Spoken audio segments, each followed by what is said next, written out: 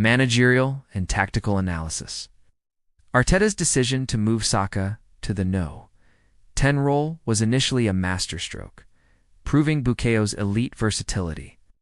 The collapse in the second half highlights a persistent lack of game management that continues to haunt Arsenal in February. Wolves' shift to a more aggressive press after the 60th minute completely disrupted Arsenal's rhythm. Credit to Rob Edwards for his tactical substitutions. Tom Edozie and Hugo Bueno were the catalysts for the comeback. Arsenal's defensive organization on crosses became chaotic after the 80th minute, leading to the Raya Gabriel mix-up. The inclusion of Piero Hincapié at left-back added attacking threat, but seemed to leave gaps during transitions. Arsenal's drop in intensity after the 2-0 goal suggests a dangerous level of complacency. Calafiora's own goal was unfortunate, but the miscommunication between Raya and Gabriel was the root cause. Wolves showed that a low block isn't just about defending. Their counter-attacking transitions were sharp in the final stages. Arteta was visibly animated on the touchline, yet his instructions failed to settle a nervous backline. The tactical gamble to keep chasing a third goal rather than consolidating the 2-0 lead backfired. Hugo Bueno's goal was a piece of individual brilliance that changed the psychological momentum of the match. Arsenal's mechanical play style, as noted by critics, lacked the creative spark to kill the game off in the first half. Wolves' resilience in wintry conditions at Molineux is a testament to their fighting spirit despite their league position. The use of Noni Madueke out wide stretched the Wolves' defense early on, but the delivery into the box became predictable. VAR's correct intervention on the Hincapié goal should have been the moment Arsenal secured the game. David Raya's flap at the cross in the 94th minute will inevitably reignite debates about Arsenal's goalkeeping security. Wolves effectively neutralized Martinelli for much of the second half by doubling up on the flanks. Arsenal's transition from a 4-3-3 to a more fluid 4-2-3-1 with Saka central lacked defensive cover in the pivot.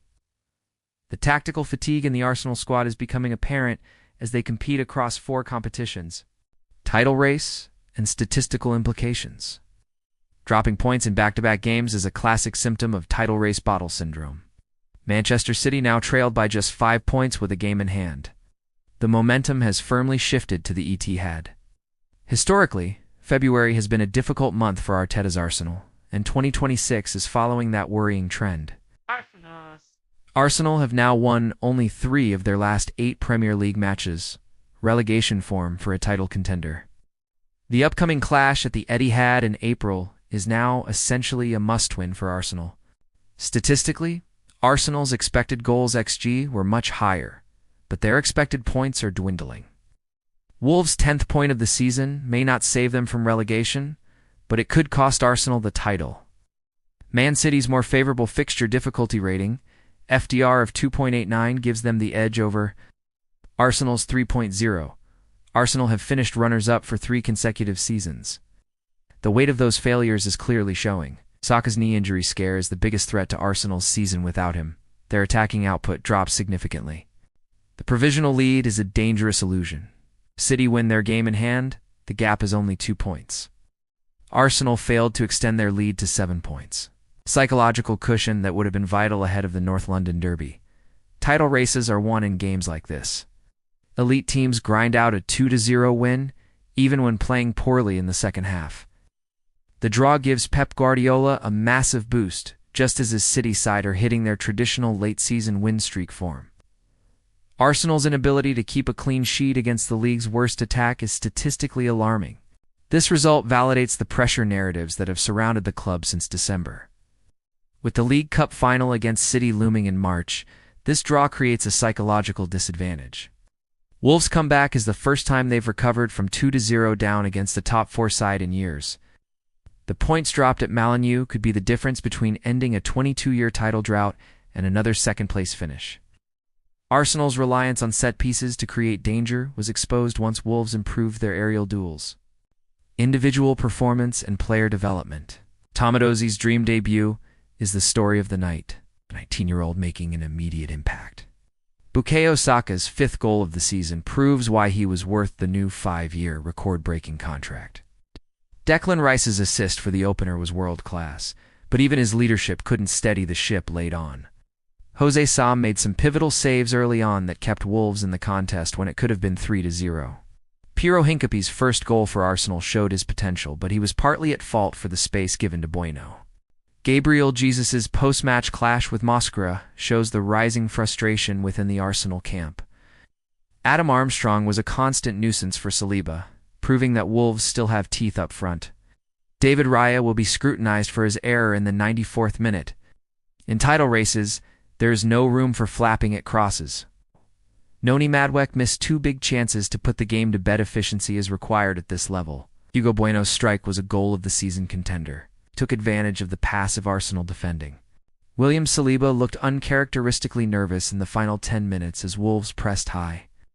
Ito's confidence to take the shot from 20 yards out on his debut shows a high footballing.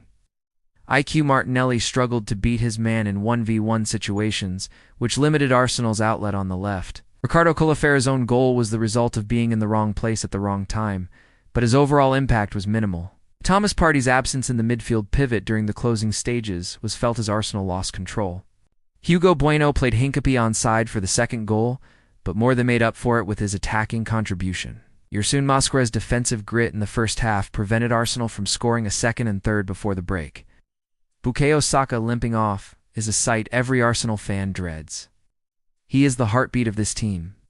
Andre's performance in the Wolves midfield was industrious, winning several key duels against Rice.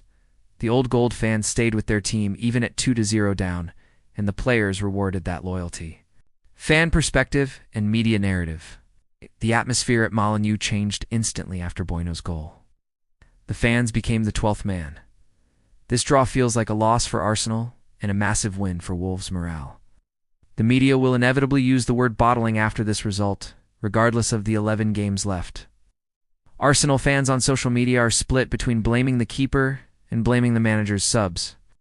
Wolves supporters have finally seen the fight that has been missing for much of this season. Wintry conditions and an Arctic wind at Molineux provided the ultimate cold night in Wolverhampton test. The snow at Molineux adds a cinematic quality to one of the biggest upsets of the 2025-26 season. Respect to the 3,000 traveling Arsenal fans who endured the weather only to see a stoppage time collapse. This is why we love the Premier League bottom of the table holding the top of the table. The privilege of being top, as Arteta called it, comes with immense pressure that was visible tonight. Every neutral fan is now looking forward to the April showdown at the Etihad. Headlines tomorrow will focus on Idoz's fairy tale debut and Arsenal's nightmare finish. There is a growing sense of déjà vu for the Arsenal faithful. They've seen this script before.